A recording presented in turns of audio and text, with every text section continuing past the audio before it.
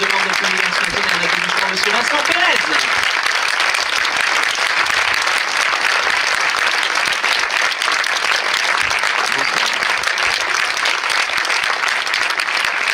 Merci d'être avec nous, Vincent, et de nous avoir fait partager cette histoire de Otto et Anna pendant 7h40 qu'on a passé. Je suis sûr que vous allez avoir plein de questions à poser à Vincent, mais déjà, moi, j'aimerais demander à Vincent, pour ce 3e long métrage que vous réalisez, qu'est-ce qui vous a plu dans cette histoire et qu'est-ce qui vous a donné l'envie de réaliser un film sur cette histoire?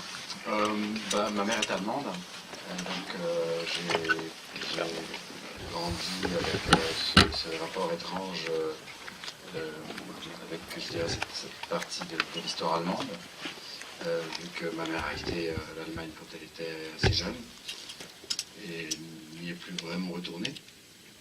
Donc du coup, nous, les enfants, on hérite d'une mémoire sans mémoire, je dirais, et puis il y avait plein de moments dans l'histoire de ma famille allemande, et du côté de mon père aussi, du côté d'Espagne, de ces lignées qui ont été interrompues par des lignées familiales qui ont été interrompues par la guerre. Et donc, voilà, j'ai grandi avec une sorte d'obsession de qu'est-ce que c'était, c'est quoi la vie de ma famille pendant cette période-là, etc. Donc j'ai remonté mon arbre généalogique, j'ai fait énormément de recherches, et puis j'ai lu ce livre, et en fait, il y avait beaucoup de choses en commun avec l'histoire de ma famille et le livre de Hans Fallada. C'est ce que je vous disais juste avant de venir là. Il y a souvent eu des films, nous en France en tout cas, qu'on a pu voir sur le côté français de ce que nos ancêtres ont pu vivre pendant la guerre 39-45, mais rarement des films justement sur ce qui a pu se passer là-bas. Donc c'est un autre visage qu'on a pu voir ce soir, et ça je pense qu'on peut vous en remercier en tout cas. Écoutez, c'est vrai qu'au tout début, quand j'ai lu le livre et que j'allais voir des producteurs français, ça les intéressait pas du tout de raconter l'histoire des Allemands en fait. Et puis, donc j'ai eu la chance de rencontrer un producteur allemand, qui est un très grand producteur, qui a produit des films comme Goodbye Lénine, ou Amour, qui a eu la Palme d'Or, ou Ruban Blanc aussi. Donc c'est un très grand producteur allemand qui est tombé amoureux du projet, et puis on a mis quelques années à le monter, vu que en fait j'ai mis 10 ans en fait, pour faire ce film-là. Avec ce producteur-là, on s'est battu 6 ans pour le faire. Donc le film n'est pas encore sorti, il va sortir un peu partout dans le monde, dans une trentaine de pays dans le monde. Ce qui explique la langue anglaise au niveau du tournage? Oui, enfin il y a beaucoup de... Je dirais que la langue anglaise déforme un petit peu, je dirais, le réalisme du film, mais ça permet aussi à ouvrir quand même, je dirais, ça permet de rentrer dans l'histoire allemande par un autre biais, et je trouvais que ça l'ouvrait au niveau international, en tout cas ça c'est sûr. Mais aussi, on l'a fait en anglais aussi, parce que le livre, en fait, Hans Fallada est un immense auteur allemand qui commençait un peu à disparaître, un peu poussiéreux, dont on ne parlait plus beaucoup véritablement en Allemagne. Et pour la première fois en 2010, il est traduit en anglais. Seul dans Berlin, Alone in Berlin, est donc traduit en anglais, le livre sort aux États-Unis, sort en Angleterre, et ça devient un phénomène dans le monde du publishing. Ça devient Hans Fallada, c'est la grande découverte. Et depuis, tous ces livres ont été traduits en Angleterre et aux États-Unis. Donc du coup, par ce biais-là aussi, on a décidé d'aller dans la direction je dirais, du livre, du succès du livre. Alors le film sort le 23 novembre, voilà, c'est ce que je disais en ouverture tout à l'heure du film, donc n'hésitez pas à en parler bien sûr largement autour de vous, pour pouvoir justement permettre aussi aux autres de partager la soirée que vous venez de vivre avec d'autres personnes, et vous êtes des chanceux parce que vous l'avez vu quasiment 2 mois avant. Oui, exactement. Il va commencer ses sorties il sort en Israël, là, au mois d'octobre, en Italie, en Allemagne, voilà, en France, Et puis un peu partout, le Japon, les États-Unis, l'Angleterre, enfin partout. Donc ça fait plaisir après 10 ans. Bon bah voilà, nous là maintenant au musée de la déportation avec une exposition des costumes de la série Un village français.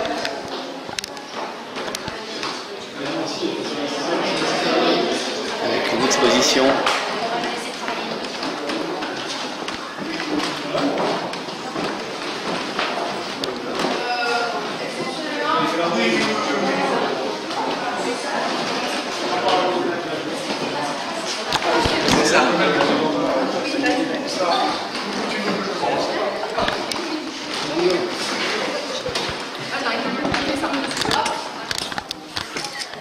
C'est bon, tout le monde est prêt? Oui. Un beau sourire. Et on en fait encore une deuxième. Un beau sourire. Merci. L'intervention pour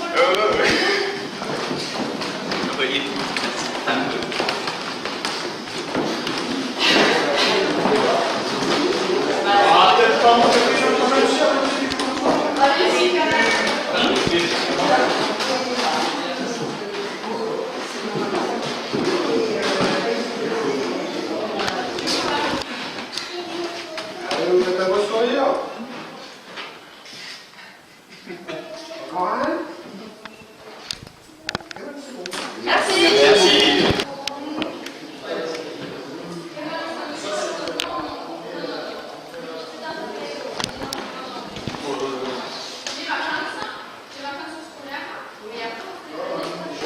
Allez, Martin Loisillon qui est avec nous, Un village français. Martin et on se trouve au musée de la Résistance et de la déportation de Toulouse où sont exposés en ce moment les costumes de la série Un village français.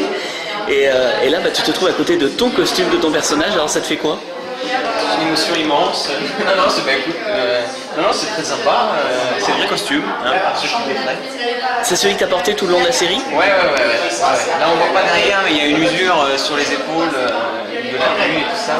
Non, mais c'est sympa parce que nous, c'est des costumes qu'on porte beaucoup et surtout, c'est vrai que, encore plus pour des films d'époque, ça c'est une des facettes du personnage, quoi. C'est chaque matin, on met le costume. Et on commence le travail déjà en mettant le costume. Le rôle d'Antoine, Martin, c'est un rôle qui aura marqué ta vie, je suppose, durant toutes ces saisons. Sûrement, ouais, c'est sûr. Parce que d'abord c'est un rôle important de la série. Donc ça représente pas mal de temps de travail et tout ça. Et puis la série en elle-même est une aventure géniale, quoi. Le public est vraiment sympathique et puis il y a une vraie ferveur autour du projet. L'équipe avec qui on travaille, tout le monde s'entend bien. Enfin, c'est vraiment une super aventure. Martin, combien il y a d'exemplaires de ton costume aujourd'hui où ça a toujours été le même qu'on t'a passé au fur et à mesure des scènes? Parce que je suppose qu'on t'a changé quand même. Ouais, il y a des choses qui changent, mais le cuir, c'est le cuir. Je veux pas dire de bêtises, mais là, sur les dernières saisons la dernière saison qu'on a tournée, je l'ai plus. Mais pendant les 2 premières saisons, donc au moins 24 épisodes, c'est le même. C'est le truc central, c'est la veste en cuir. Ça tenait chaud? Quoi? Ça tenait chaud l'été par moment? Ouais, non, mais elle est bien l'hiver, parce qu'on tourne aussi parfois. Bah oui. Donc, elle est bien. Après, les choses, les autres, le pull et tout ça, j'ai pas toujours bien plu. La ceinture aussi, je l'ai gardée pas mal celle-ci. Et les pantalons, je dois en avoir 2, quoi. Mais le cuir est unique. On arrive vers la fin de l'aventure, Un village français. On est nostalgique quand une aventure comme ça, on sait qu'elle va s'arrêter. Parce que l'histoire, automatiquement, va arriver au bout. On est toujours nostalgique quand on sait que c'est bientôt la fin. Moi, je n'ai pas tendance à anticiper les fins de projets, quels qu'ils soient d'ailleurs. Donc je suis pas nostalgique parce que c'est pas encore terminé. Mais en tout cas, de ce qu'on a déjà tourné, je sais que... Ouais, j'en garde un bon souvenir qui à terme générera de la nostalgie. Il reste combien d'épisodes à tourner? 6? 6. En fait, on a tourné là au printemps les 6 premiers épisodes de la saison 7, qui est la dernière saison, qui vont diffuser là très prochainement, je pense. Et puis on tourne au printemps prochain les 6 derniers. Voilà. Donc l'aventure s'arrêtera en 2017. Bah en gros, ouais, 2017. Merci beaucoup, Martin, de nous avoir fait découvrir ton costume. Voilà. Il est lourd? Ou ça va? Ça va. J'ai l'habitude de porter des vestes en cuir aussi parfois, donc ça va. Ouais. Merci Martin. Voilà, merci. Nous semble être nouveau, frais. Je vais laisser dans un premier temps la parole à Aurélie Écoute, qui va se présenter et dire un petit peu comment on a pu mettre en place ce partenariat. Et puis après, je vous dirai un petit mot au nom du président Méric. Bonsoir. Je travaille pour Tetra Média Fiction. On est les producteurs d'un village français. Voilà, je suis ravie d'être là. Merci beaucoup à vous d'être là. C'est grâce à vous, en fait, un peu cette exposition aujourd'hui, puisque la série dure depuis maintenant 8 ans.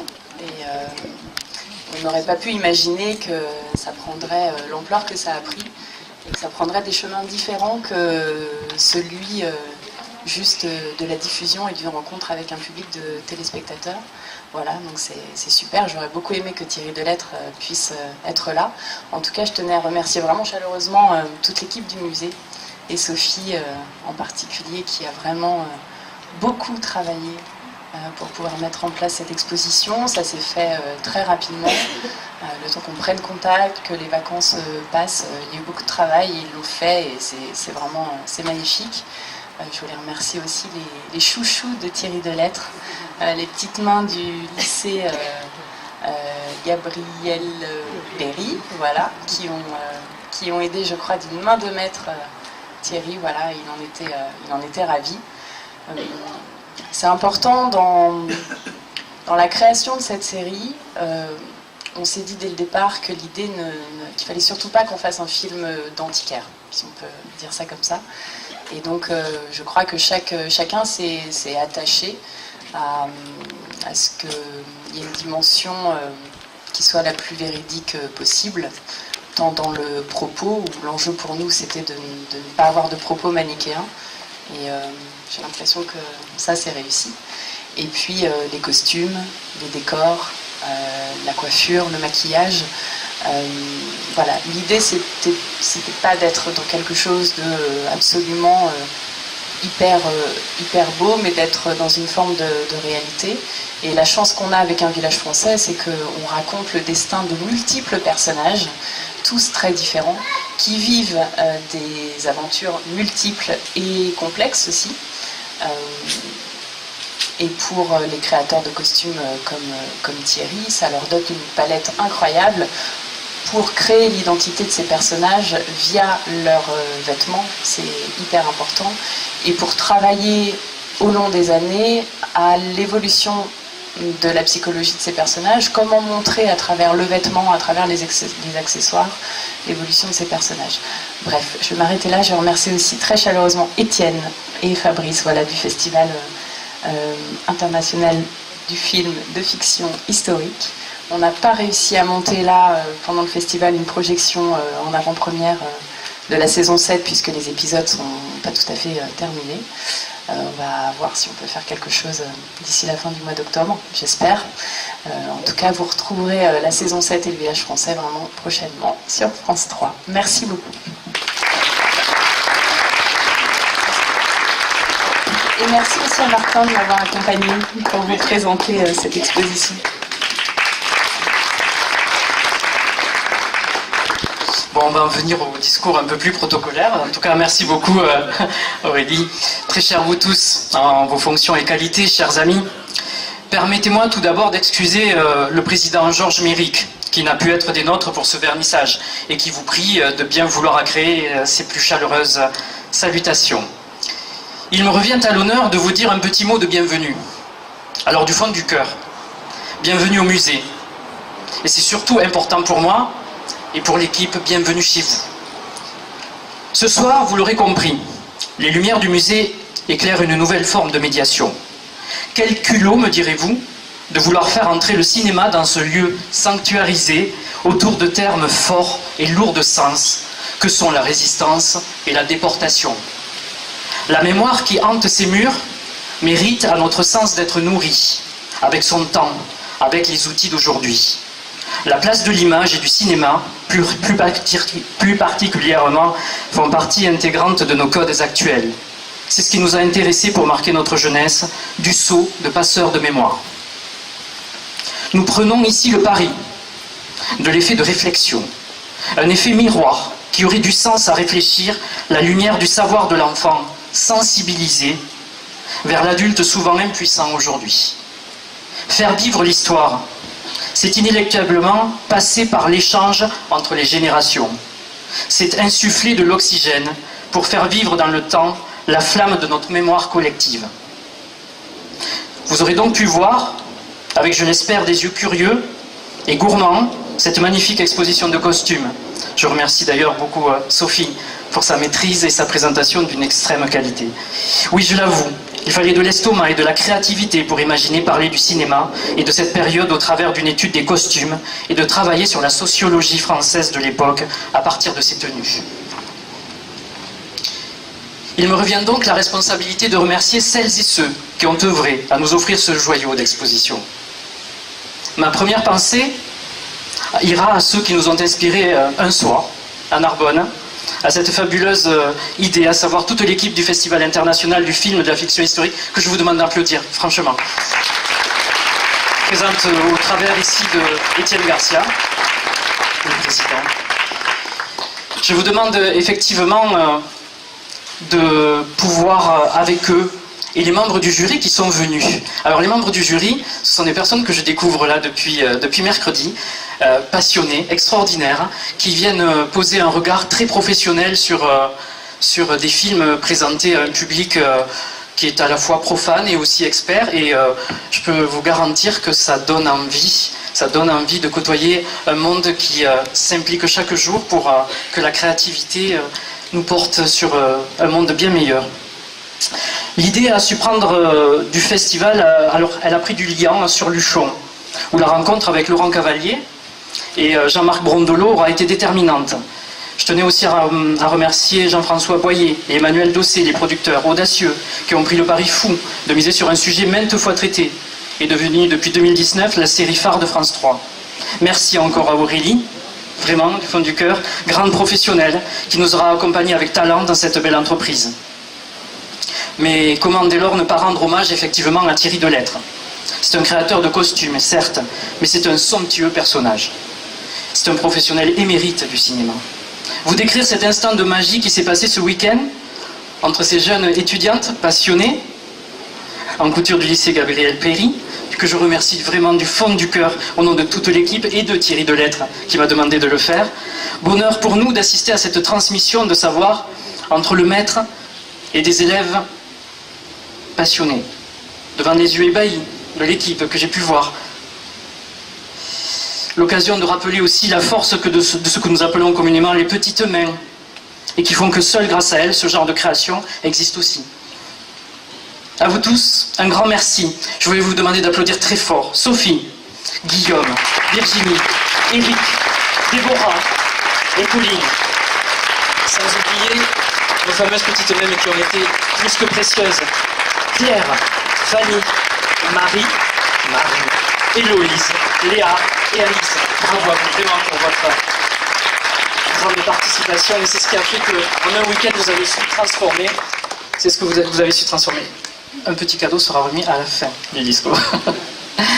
Bonheur pour nous d'assister donc à cette transmission, et le fait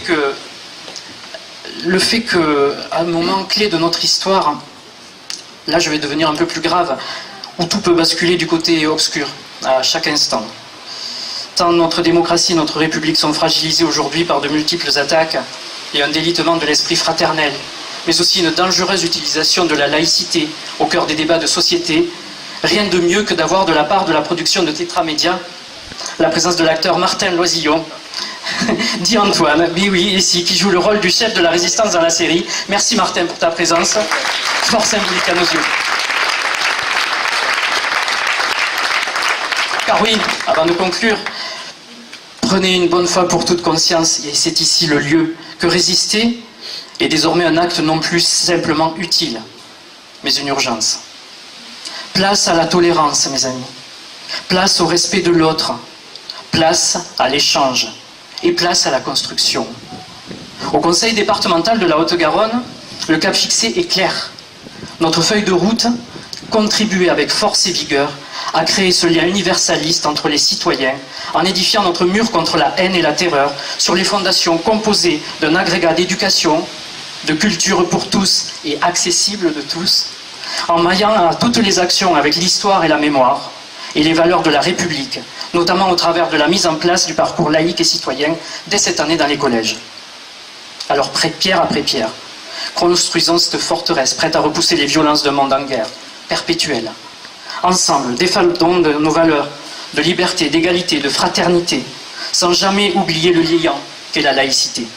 Soyons les garants et les défenseurs des droits de l'homme et le ciment qui rendra notre édifice durable et non friable. C'est dans cet esprit-là que je vous remercie encore de votre présence et que je vous invite à partager le verre de la fraternité. Merci. Je souhaite quand même que l'on puisse effectivement honorer, Guillaume,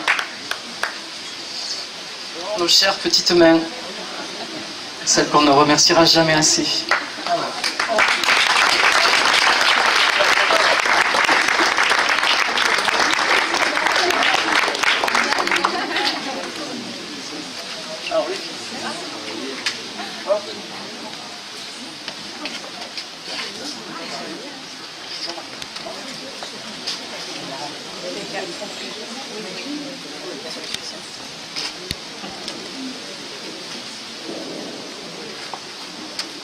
Et on en a aussi. Et on en a aussi. C'est parti. Je vais appeler les membres du jury, justement, du festival, du film.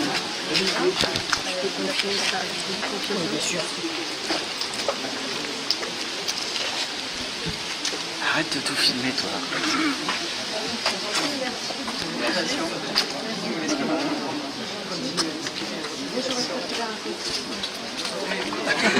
Je tripote très mal. Merci beaucoup.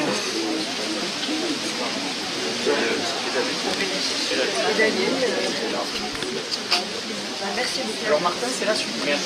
J'ai le premier tome. Voilà. Là, c'est la suite. Pour venir le voir. Du coup, ce fameux verre de la fraternité, allons le partager. Merci beaucoup. Monsieur Christophe Chesson et Monsieur Martin Loisillon. Ils sont avec nous.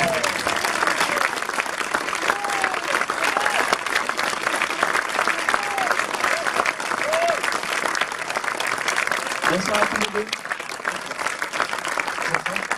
Merci d'être là, de nous faire l'amitié d'être avec nous pour nous proposer l'avant-première de ce film qui sortira le 12 octobre prochain dans tous les bons cinémas de France.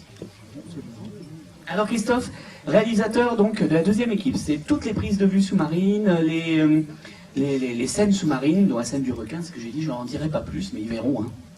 Voilà, et les scènes avec les animaux en général, en plus des scènes sous-marines. Alors Christophe, l'Odyssée, en quelques mots, qu'est-ce qu'on peut en dire, juste avant la projection, parce que vous pourrez échanger avec Christophe, lui poser toutes les questions que vous voulez, à Martin aussi, à la fin de la projection. Alors, comme je suis un peu timide et j'ai le verbe pas si facile, j'ai préparé un papier, il n'y a qu'une quinzaine de pages, donc ça devrait aller. J'appelle ça une bidoche en charente. Il faut que je les prenne dans l'ordre. C'est difficile. Évidemment, elles ne le sont pas. Voilà. Pour un amateur de cinéma, s'asseoir dans une salle obscure pour regarder un film, quelle que soit son histoire ou son sujet, c'est entreprendre un voyage. Voyage au cœur d'un événement, d'une époque, d'une intimité, d'un rêve, et quelquefois même au cœur d'un cauchemar.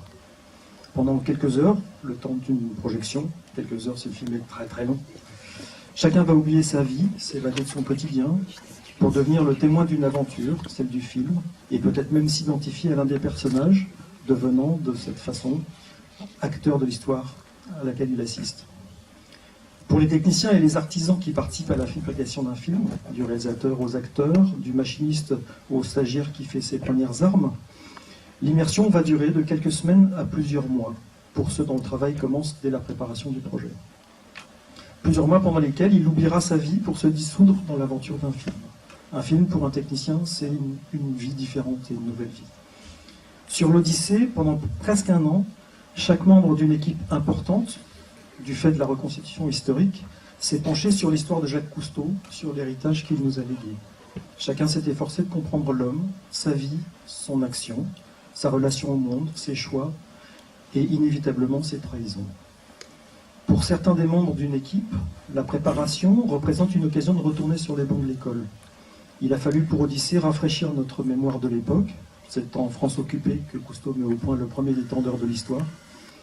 Rafraîchir nos connaissances en matière de costumes, de décoration, mettre dans la perspective de l'époque notre compréhension d'aujourd'hui de l'écologie, tant il est vrai que Cousteau est l'un des pionniers majeurs de la conscience écologique. Pour ma part, je suis retourné sur les bancs de l'INPP, l'Institut national de plongée professionnelle, pour faire l'apprentissage du recycleur, cet appareil à circuit fermé qui offre des temps de plongée parfaitement inédits. Avec un petit groupe d'ingénieurs et de plongeurs, nous avons également passé quelques mois à adapter, notamment pour des enfants, et parfois même reconstituer un matériel d'époque que les normes de sécurité d'aujourd'hui ne permettent pas d'utiliser dans le cadre de la plongée professionnelle. Alors si certains se sont confrontés à la mer, si d'autres ont passé de très nombreuses heures sous l'eau, dont je fais partie, tous sont devenus membres temporaires de l'équipe Cousteau, tous sont devenus des invités de la Calypso.